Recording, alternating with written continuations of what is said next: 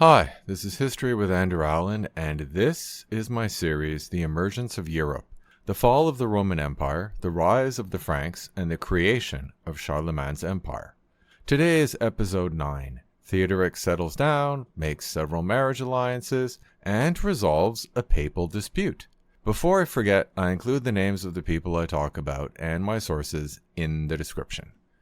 As I explained last episode, Odovacar had seized power in Italy and had little trouble with his neighbors in Gaul because they were busy fighting each other. In theory, he should have been secure because the Eastern Emperor had his own problem, namely rebellious Goths led by Theodoric. However, Emperor Zeno convinced Theodoric to lead his people west to invade Italy rather than continue to revolt in the Eastern Empire. Presumably, Theodoric accepted that he could not conquer Constantinople and his people would eventually starve. Anyway, Theodoric invaded Italy and Odovacar was soon forced to retreat to Ravenna. A siege dragged on for over 2 years until Theodoric managed to block the port, cutting off food supplies. A very hungry Odovacar agreed to share the throne, but there was only one throne. So Theodoric broke the agreement and killed Odovacar, thus becoming king of Italy.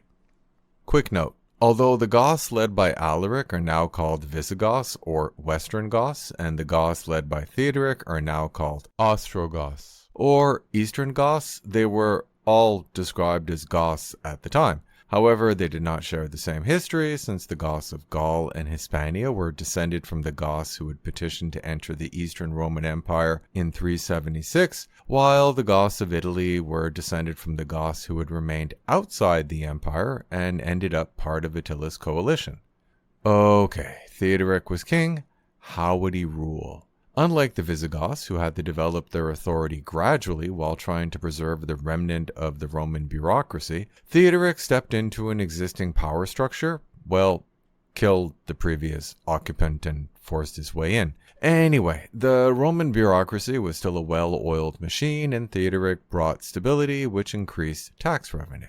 While Theodoric is described as the king of the Ostrogoths, it would be more accurate to state that he led a coalition of warbands with varying levels of loyalty. Therefore, it was crucial to satisfy the various warband leaders with land without provoking further revolts. Fortunately, he was helped by an influential Roman landowner who proved able to navigate the extremely complex process and apparently succeeded, since there are no records of any major revolts either by Roman landowners or Theodoric's own followers. Actually, this is a good opportunity to examine the barbaric nature of the invaders. All of the barbarian groups that carved out kingdoms from the Western Roman Empire were originally coalitions of smaller tribes that had banded together to increase their power.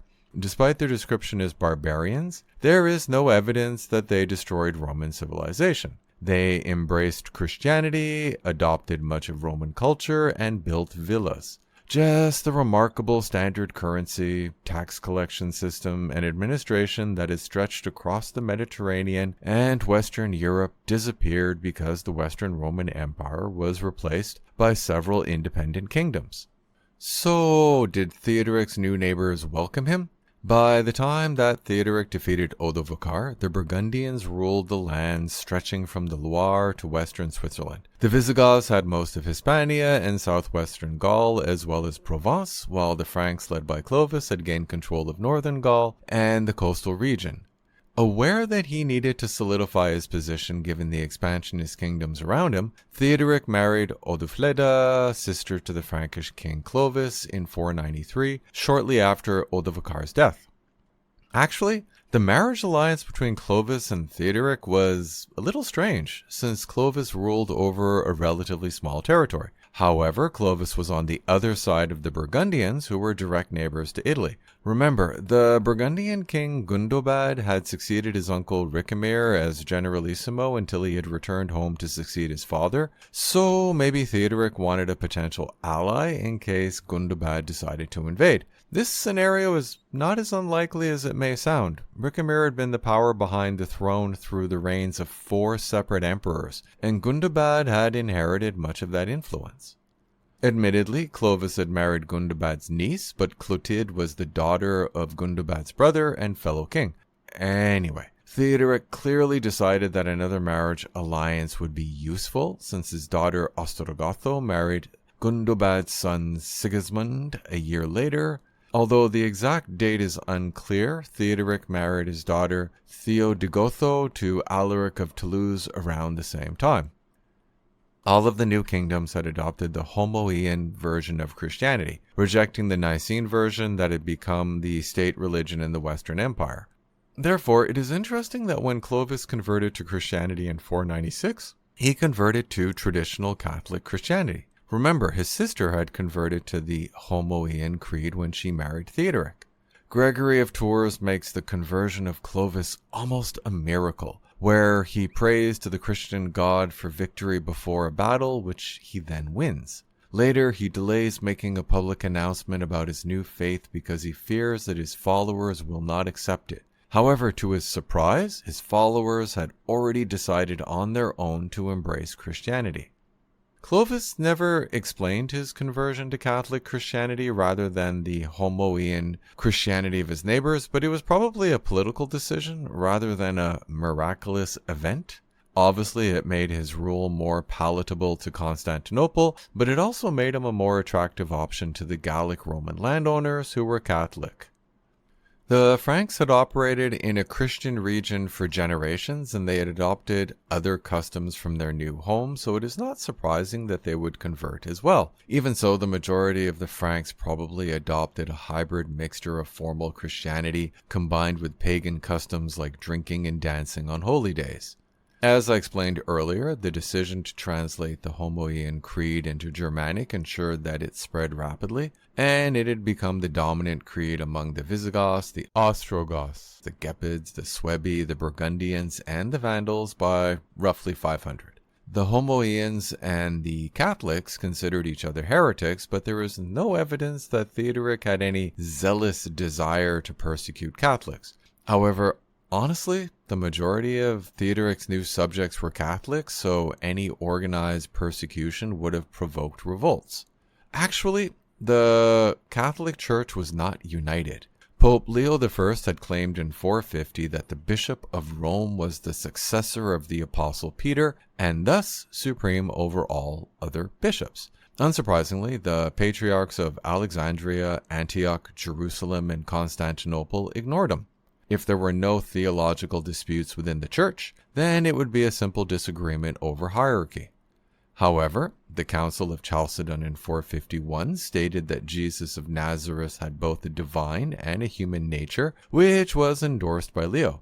This idea was resisted fiercely in Egypt, Palestine, and Syria, where opponents of Chalcedon claimed that Jesus only had a divine nature, therefore they are called monophysites. Nature means physis in Greek, so monophysite means one nature. The unrest reached such levels that Emperor Zeno issued a compromise as an edict in 482, the Henoticon, Formula of Unity. Unfortunately, Pope Felix III had zero interest in compromise and excommunicated any bishop who accepted the Henoticon. Actually, the clash with the emperor was part of a larger conflict. That same year, Zeno arranged for Peter Mongus, an opponent of Chalcedon, to become Patriarch of Alexandria after he accepted the Henoticon. However, Peter's rival, John Talaia, had fled to Rome, where he was backed by Pope Felix. This dispute spiraled downwards until Felix excommunicated Acacius, the Patriarch of Constantinople. Obviously, the excommunication was ignored in Constantinople, where Acacius continued to be patriarch, but this Acacian schism revealed that even the appearance of Christian unity was fraying. Soon after Theodoric became king of Italy, Felix's successor Gelasius sent a letter to Emperor Anastasius, which explained that the emperor was supreme in secular matters, but the pope, namely him, was supreme in religious matters, so even the emperor must submit to the pope. Again, it is important to stress that this idea of papal primacy only existed in southern Italy, since the bishops in the Eastern Empire considered the patriarchs of Constantinople, Antioch, Alexandria, and Jerusalem equal to the Patriarch of Rome, otherwise known as the Pope. Moreover, the bishops of Milan and Ravenna were autonomous. In fact, The domain of the Pope was shrinking because first Euric and then Alaric II did not permit the Pope to appoint bishops in the Visigoth kingdom, while several Vandal kings either actively persecuted Nicene clergy or did not support them. So it should not be a surprise that the Pope was favorable towards Theodoric, since he was satisfied with ensuring that his Homoean followers had their own churches and otherwise leaving the Catholic majority alone. Actually, this policy was similar to Gundobad of the Burgundians, who was also a Homoean king whose kingdom was largely Catholic. Despite the talk of papal supremacy, when there were two claimants to the papacy after the death of Pope Anastasius II in 498, they appealed to the ruler in Ravenna to decide, which meant Theodoric, a heretic. In the end, they had no choice. There was no other power that could mediate, and he was believed to be impartial. Actually, the two candidates were driven by more than mere personal rivalry. Laurentius was the candidate of the Senate, which wanted to restore close relations with Constantinople, while Symmachus had the support of most of the clergy, which rejected the idea of compromise with the Patriarch in Constantinople. As a Homoean, Theodoric had little interest in the theological dispute. Instead, he declared that the candidate with the most supporters would win. So Symmachus became pope because he had been elected first and had more supporters, which sounds fair. Laurentius accepted the decision gracefully, although he had little choice. By this time, Theodoric was in firm control of Italy. The Eastern Emperor had recognized him as ruler of Italy in 497, and the clergy and the senators had asked him in early 499 to resolve the dispute caused by the election of two popes. So Theodoric was received with great formality by Pope Symmachus and the Senate when he visited Rome a year later. While in Rome, Theodoric acted like an emperor, even holding chariot races in the Circus Maximus. Basically, he was now the ruler of Italy, so he adopted Roman traditions. When Theodoric entered Rome, he was the first ruler of Italy to visit the city in a generation. Even Odovacar had never visited the city, which had faded but was still the largest city in the Western Mediterranean. Most important, it was the home of the Senate, which represented the richest landowners in Italy and the most prestigious diocese in the Western Roman Empire. It is worth pointing out that Catholic clergy were leaving North Africa due to persecution by King Thrasimund, who was the grandson of Gaiseric. Speaking of Thrasimund, he visited Rome during the 6 months that Theodoric stayed in the city in order to marry Theodoric's sister Amalafrida. Obviously, the marriage alliance made sense, but it must have been awkward given Thrasimund's persecution of Catholics. While Thrasimund's visit must have produced some uncomfortable encounters with the senior Catholic clergy, Theodoric had a much bigger problem. Symmachus had proven controversial, and fighting broke out between the two factions in 501. Hoping to restore stability, Theodoric convened a synod in Ravenna, which accomplished little other than reveal that Symmachus lacked the full support of either the clergy or the Senate.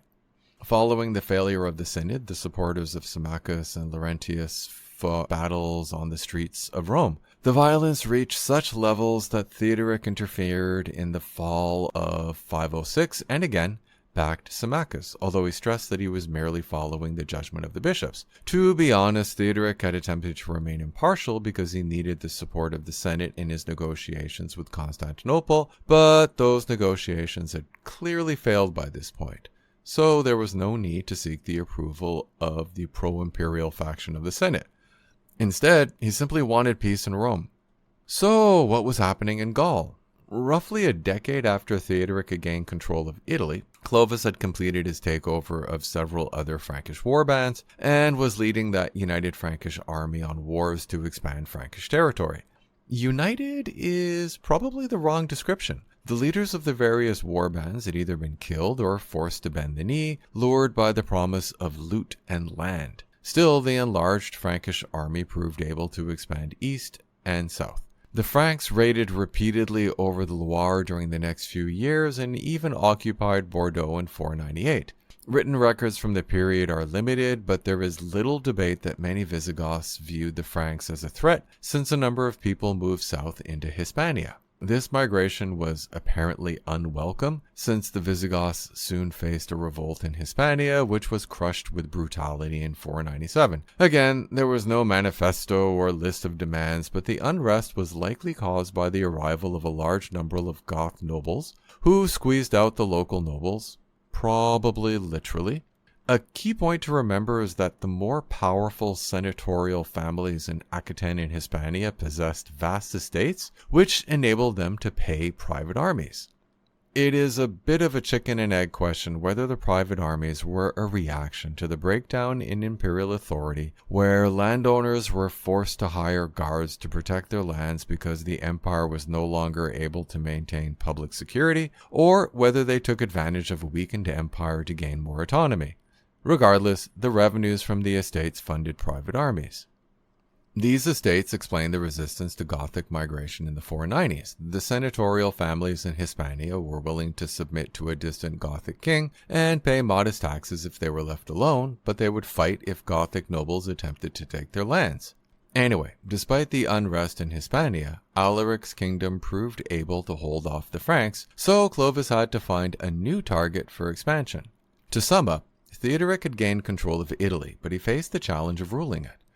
Hoping to strengthen his position in the region, Theodoric made several marriage alliances with the rulers of the kingdoms in the former Western Roman Empire. Although the Ostrogoths were Homoean Christians, Theodoric was tolerant of the Catholic majority in Italy, so he had smooth relations with the church, and he was even asked to resolve dispute between rival claimants for the papacy. However, the Eastern Roman Emperor refused to make Theodoric Western Roman Emperor, although he did recognize Theodoric as ruler of Italy.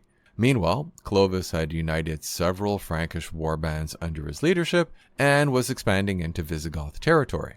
Still, the Franks remained too weak to defeat the Visigoths, so Clovis needed a new target for expansion, and I will discuss that target next episode. Thanks for listening. If you liked the episode and want to support me, I include a link to my Patreon in the description, or you can buy me a coffee.